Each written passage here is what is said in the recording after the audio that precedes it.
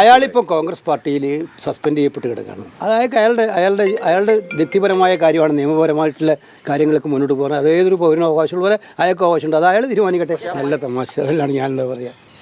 തിരഞ്ഞെടുപ്പ് കാലം വരുമ്പോൾ ഇങ്ങനെ ഒരു തമാശ ED നടത്തും. എൻഫോഴ്സ്മെൻറ്റ് ഡയറക്ടറേറ്റ് എന്ന് പറയുന്നതിനകത്ത് നിങ്ങൾ ഇത്രയും ഗൗരവം കാണുന്നില്ല അവരുടെ നോട്ടീസിന്. എന്തായാലും ഒരു കാര്യം സത്യമായി, ഈ നോട്ടീസ് അവർ തിരഞ്ഞെടുപ്പ് കാലമായതുകൊണ്ട് പുറത്തു വിട്ടു. മുമ്പൊരു നോട്ടീസ് വന്ന കാര്യം നിങ്ങളാരും അറിഞ്ഞത് എത്രയോ നാളുകൾ കഴിഞ്ഞിട്ടല്ലേ മുമ്പൊരു നോട്ടീസ് വന്നത്. അത് മുഖ്യമന്ത്രിയുടെ മകനെ നോട്ടീസ് വന്നു നമ്മൾ അറിഞ്ഞത് എത്ര നാൾ കഴിഞ്ഞിട്ടാണ്. എന്തായാലും ED ഇക്കാര്യത്തിൽ മുഖ്യമന്ത്രിക്ക് നോട്ടീസ് അയച്ചപ്പോൾ തന്നെ പുറത്തു വിട്ടു. ഇതെല്ലാവർക്കും കള്ളക്കളി മനസ്സിലാവില്ലേ?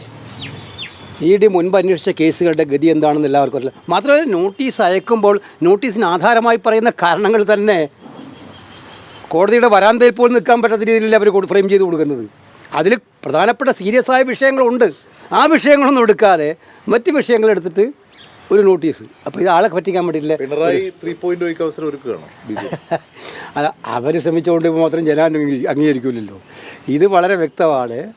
രണ്ടിലും എന്തായാലും ഇത് ഒരു നാടകമാണെന്നുള്ളത് എല്ലാവർക്കും മനസ്സിലായിട്ടുണ്ട്. പക്ഷേ ജനങ്ങൾക്ക് അതെല്ലാം മനസ്സിലായിട്ടുണ്ട്, എല്ലാവർക്കും മനസ്സിലായിട്ടുണ്ട്. രാഹുൽ മാങ്കൂട്ടത്തിൽ ഇപ്പോഴും ഒളിവിലാണ്. അയാൾ ഒളിവിൽ തുറന്ന് കോൺഗ്രസിന്റെ ദോഷം ചെയ്യുമോ? നിങ്ങൾ ഇത് എന്നോട് 5 പ്രാവശ്യം ഞാൻ മറുപടി പറഞ്ഞിട്ടുണ്ട്. ഇനി അത് അല്ല, അതൊക്കെ അയാളിപ്പോൾ കോൺഗ്രസ് പാർട്ടിയിൽ സസ്പെൻഡ് ചെയ്യപ്പെട്ട് കിടക്കുകയാണ്. അതായത് അയാളുടെ വ്യക്തിപരമായ കാര്യമാണ്, നിയമപരമായിട്ടുള്ള കാര്യങ്ങൾക്ക് മുന്നോട്ട് പോകുന്നത്. അത് ഏതൊരു പൗരനും അവകാശമുള്ള പോലെ അയാൾക്ക് അവകാശമുണ്ട്. അത് അയാൾ തീരുമാനിക്കട്ടെ. അല്ല, അതിപ്പം നിങ്ങളല്ലേ പറയുന്നത് പഴി. ഞങ്ങൾ ഈ കാര്യത്തിൽ ഞാൻ വീണ്ടും ഇത് പറഞ്ഞുകൊണ്ടിരിക്കാൻ നിങ്ങളെ നിർബന്ധിക്കുക. നിങ്ങൾക്ക് സ്വർണ്ണക്കടത്ത് പ്രശ്നമല്ല. ശബരിമലയിൽ ഇപ്പം SIT സമയം നീട്ടി ചോദിച്ചിരിക്കുകയാണ്. അത് നിങ്ങൾക്ക് ആർക്കും പ്രശ്നമല്ല. അത് ഏറ്റവും ഗൗരവതരം ഞാൻ പറയുന്നത് പണ്ട് കേൾക്കൂ സഹോദര. പിന്നെ ഏറ്റവും ഗൗരവതരമായി കേരളം ചർച്ച ചെയ്യേണ്ട വിഷയം, ഒരു രാഷ്ട്രീയ പാർട്ടിയുടെ ചരിത്രത്തിൽ ആദ്യമായിട്ട് ഭഗവാന്റെ സ്വർണം കെട്ടതിന് പാർട്ടി നേതാക്കന്മാർ ജയിലിൽ പോയിട്ട് ഇന്ത്യൻ പൊളിറ്റിക്സിൽ എപ്പോഴെങ്കിലും ഉണ്ടായിട്ടുണ്ടോ? ഏതെങ്കിലും രാഷ്ട്രീയ പല അഴിമതി കേസുകൾ നമ്മൾ കണ്ടിട്ടുണ്ട്. ഭഗവാന്റെ സ്വർണം കെട്ടതിന് പാർട്ടി നേതാക്കന്മാർ ജയിലിൽ കിടക്കുന്നൊരവസ്ഥ.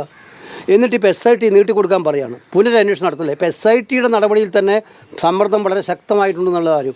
അത്തരം കാര്യങ്ങൾ ചർച്ച ചെയ്യാതെ ആ ചർച്ചകളൊക്കെ ഡൈവേർട്ട് ചെയ്യാനുള്ള ഈ തന്ത്രം വേണ്ട.